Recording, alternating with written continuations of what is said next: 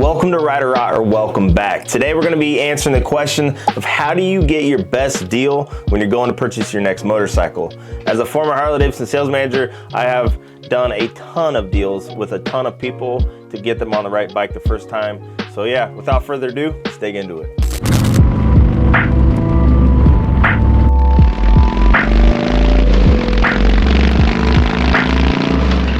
So like I said, I've done a lot of different deals with a lot of different people in different situations, different scenarios. The most important part is getting on the right bike. So that brings up my first thing. These are, things you don't want to do when you are trying to find the best deal for a motorcycle. And that is, I'd see it all the time, and I'd had situations like it all the time too. Get that phone call and it'd ring, say hello, and the guy says, I want the best deal on your Road Glide special out the door right now. That's a loaded question. There's a lot of things to go into pricing what a motorcycle is. You got black or chrome trim. You got different color options that are going to be priced differently, just like trucks or cars. And 9 times out of 10 on our showroom floor, we do long haul packages, we do day tripper packages, we do special packages and things like that. That's gonna dictate what that price of the bike is. So having that mindset of, hey, I want the best deal right now. I'm price shopping, I'm a window shopper, and if you give me the best deal, I'll come see you today. Think of it like this. Say you're on the phone and you're talking to the sales guy, and there's another guy looking at the same exact bike you're looking at. He's been in the dealership for 20 minutes. He's had the respect level of giving that name, telling the guy exactly what he wanted. He's in the building. Who do you think is going to get the best deal? Not the guy that's on the phone yelling at the guy behind the counter saying, I want the best deal. It's going to be the guy that's out on the floor having that common courtesy of, hey, my name is this. This is what I'm looking for. This is what's important to me. So at the end of the day, go into the dealership. I get price shopping, and there's nothing wrong with that. Get those, hey man, what's a roundabout number? Where do you think you're going to be at on that bike? There's nothing wrong with that, Trying to force that, I want it right now off the phone, it might not be the best practice to do. The person in the dealership's always going to get the best deal. It's just reality behind it. A lot of the people that are calling in or are price shopping are getting a lot of their information off of YouTube and their buddies who ride and, different scenarios like that. And 85% of people who actually come into the dealership to purchase a specific bike they saw online buy a different bike. And that's not us twisting your arm trying to get you to buy something else. That's for the pure fact of there might be something else that catches your eye. Whether it's, hey, I am looking at that black Street Glide, but the one next to it's got a set of slip-ons already on it and I don't have to worry about it. Go into the dealership open-minded and kind of have an idea what you're looking for, but be open to other options, because the guy that you're going to be dealing with, fitment specialist, his job's not to sell you a motorcycle. His job is to fit you to the right bike. That is the most important thing. Harley Fort Wayne, where I was at, we trained our guys that the customer comes first based off of their riding needs, what fits them, what do they want out of their bike. And, we'd come in an hour early before every single day and train on every single family model of bike. So they knew those details. So have an open mind, go into the dealership and actually set on, feel them, and know what you're looking at. Instead of going online and just trying to find all the information you can, it's way better to do it in person, because, the wrong deal on the wrong bike is still a bad deal. It always will be. And the worst thing is purchasing the wrong bike and then 3 months later going into the dealership trying to figure out a way to get out of the old bike and into the new bike based off finances and things like that. So have an open mind. And then the next thing is going to be mindset of when you go into the dealership. Now, I get it. Everybody wants a good deal. And some of the OG, the old school ways of sales were greasy, straight up. A lot of the sales world gets a bad rep from the old school sales mentality. It was all about getting as much money out of the person as possible and get them out the door and get to the next one. And some dealerships do operate that way still. I'm not saying all of them do, but the dealership I worked for and the group I worked for, our main focus was the customer, was about the relationship, about the experience you have when you come into our doors.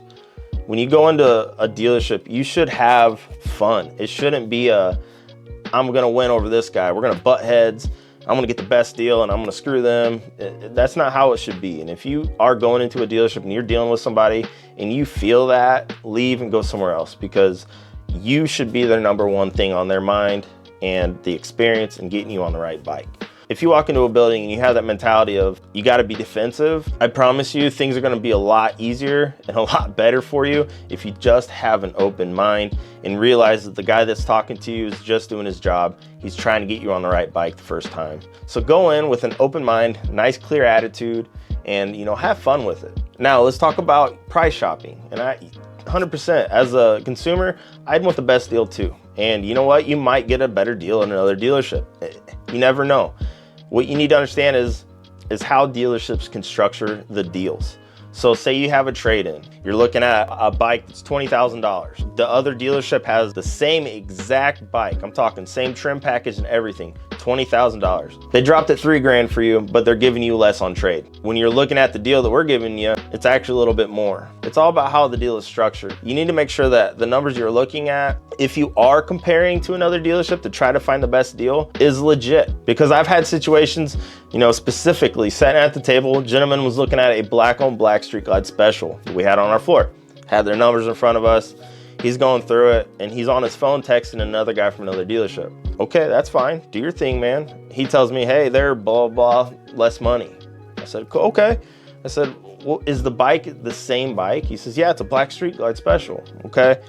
Well, he had the stock number and I pulled it up off their website and the bike was actually a chrome trim instead of a black trim. That price difference is going to be less on their end because they had a chrome trim bike. So at the end of the day, we weren't comparing the same bikes. So make sure that the deal you're looking at, if you are comparing to another dealership or another place, that you are actually looking at the same bikes. One might have a set of slip-ons and bars. The other one might be stock.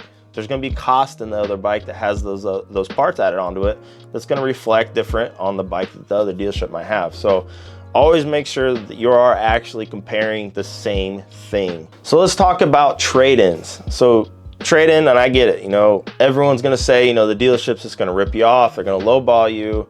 And you know what? They might. Some dealerships might.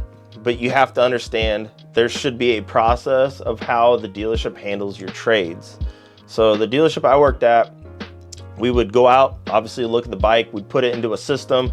It would actually give us a 200-mile radius in our area based off the market values of what that specific bike's valued at, based off of condition of the bike, the mileage, and things like that, to allow us to give you the most for the bike based off of what the market is actually telling you the bike's worth. Don't get on Marketplace and try to look through there and say, well, I've seen the same bike for $30,000, whatever it might be. Keep in mind, you can throw anything on Marketplace and ask any price for it. Doesn't mean it's going to sell. So when you go to the dealership, have a number in mind, but still be open to what the actual cash value of that bike's worth. They should be able to show you proof of where they're getting those numbers at, what the numbers actually mean, and what the market value of that bike is. Now, not saying you have to take that, but keep these things in mind too. I've sold a ton of things private market, back old Peddler's Post and Auto and RV and things like that. Keep in mind of the joyriders, the guys that come out without a motorcycle endorsement that want to take your bike out and ride it. Something happens and it's on you. People lowballing, you understand what I'm saying if you stole things. So try to, pros and cons. Is it worth what the dealership's giving you, or do you want to go out and deal with the people off the side of the street? That is up to you. So in the state of Indiana, you're actually going to get tax savings on a bike.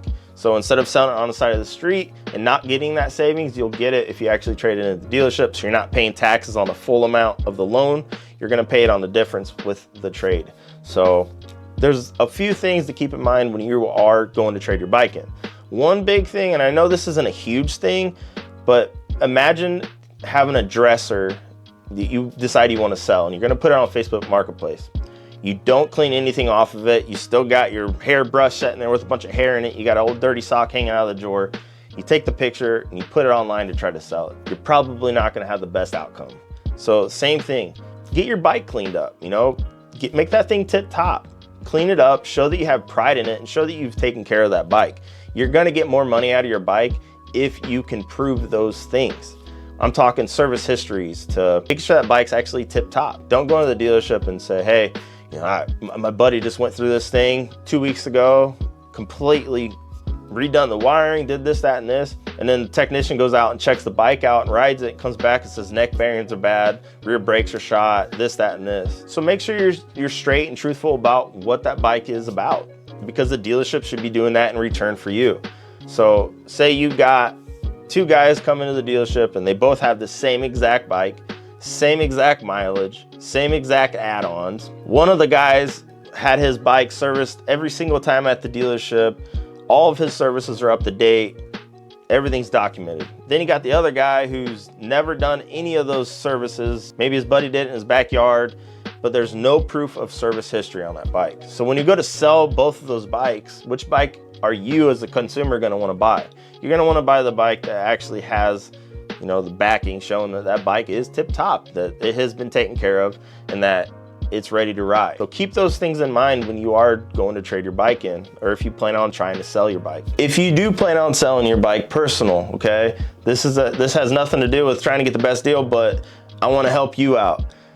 Get a bill of sale, write out a bill of sale, and get a note or get something showing that you are selling the bike as is. Because the last thing you want is a week later, dude shows up at your house and says, there's a scratch on the tank I didn't see before, I want my money back. I mean, what are you gonna do then? So always have a bill of sale showing that you sold the bike, the price of the bike, and the bike is sold as is without a warranty. So it's a very important thing. So to sum up what we talked about, you know, go in with a clear mind, an open attitude. Don't have that, I wanna headbutt the next guy and beat him up, try to get the best deal, because I promise you, you're not going to. The person in the dealership is always gonna get the best deal, just based off of you're at the dealership, we're getting to know your name, you get to see what the bikes actually have, and you actually are gonna buy the right bike instead of just buying a bike off the whim because you've seen it online. If you are comparing to another dealership, make sure the things you are comparing are exactly the same. Same trim packages, same add-ons, same this, same that. Make sure you're talking about the same bike, because it'll go a lot smoother for you if you actually do. I hope this answers some questions. If you guys have any other suggestions or anything we need to think about, throw it down in the comments below. And if you are not following me, hit that subscribe button. I do a ton of different motorcycle content, whether it's reviews to vlogs to products to who knows, a little bit of everything. So yeah, I appreciate you guys for coming to hang out at Ride or Rot. We will catch you next time. Take it easy, guys.